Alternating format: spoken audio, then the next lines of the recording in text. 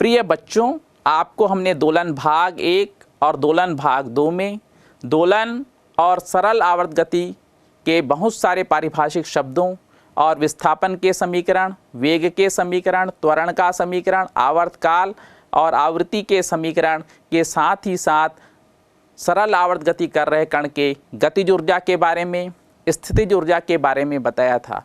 अब हम देखेंगे कि गतिज ऊर्जा और स्थितिज ऊर्जा का ग्राफ कैसा आएगा और विस्थापन और वेग का ग्राफ कैसा आएगा, तथा कुछ ऐसे कण जो सरल आवर्त गति कर रहे हैं जैसे स्प्रिंग से जुड़ा पिंड, सरल लोलक आदि के आवर्तकाल के व्यंजक निकालेंगे। साथ ही दोलनों के प्रकार, मुक्त दोलन, अवमंदित दोलन, प्रणोदित दोलन और अनुनाद के बारे में इस दोलन भाग 3 में हम चर्चा करेंगे। विस्थापन व वेग के मध्य ग्राफ। हमने सरल आवर्त गति कर रहे कण के विस्थापन का समीकरण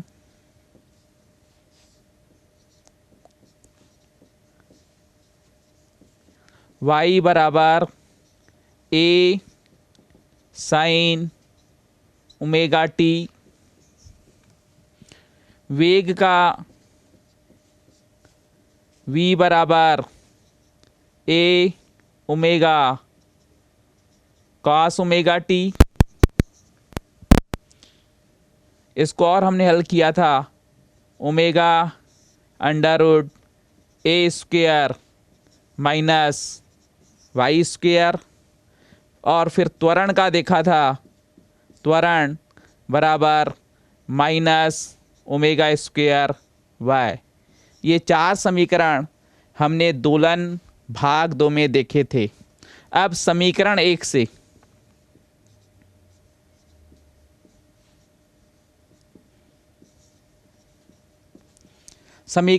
से a को हम नीचे ले जाएंगे तो y upon a equal to sine omega t, वर्ग करने पर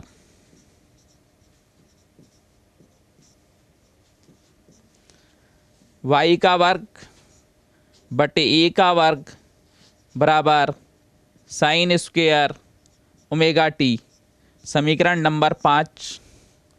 इसी तरह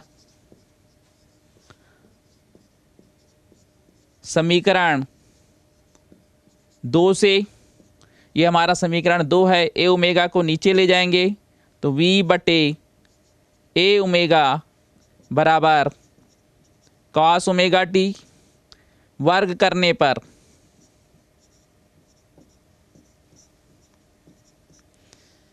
v स्क्वायर बटे a square omega square cos square omega t. ये हमारा हो गया समीकरण नंबर 6। अब समीकरण 5 और 6 को जोड़ेंगे। समीकरण 5 व 6 को जोड़ने पर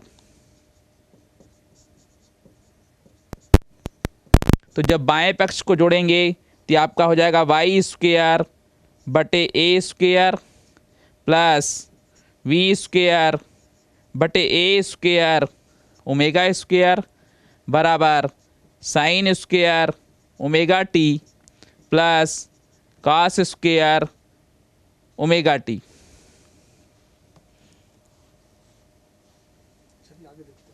चलिए अब हम इसके आगे देखेंगे और हम sine square omega T plus cos square omega T का मान रखेंगे।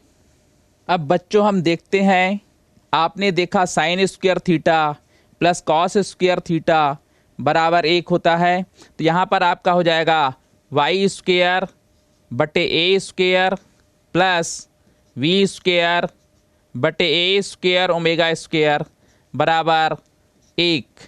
चूँकि sine square omega T plus cos square omega T का मान 1 होता है। यह जो अभी आप समीकरण देख रहे हैं, यह समीकरण एक दीर्घवृत्त के समीकरण से मिलता है। यह समीकरण दीर्घवृत्त एक्स स्क्वायर बटे a square plus Y square बटे बी स्क्वायर बराबर 1 से मिलता है।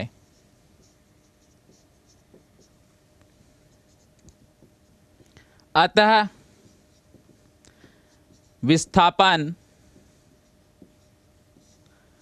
व वेग के मध्य का ग्राफ एक दीर्घवृत्त होगा।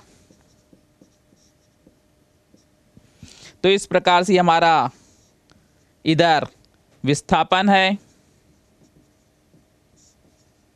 और इधर हमारा जो y अक्ष है इस पर हम वेग लेते हैं। तो यह ग्राफ इस प्रकार से एक दीर्घवृत्त बनता है। यह एक दीर्घवृत्त बनता है जिसमें इसका मान आयाम है और ये आपका वेग का a ओमेगा होता है। तो इस तरह बच्चों आपने देखा कि दीर्घवृत्त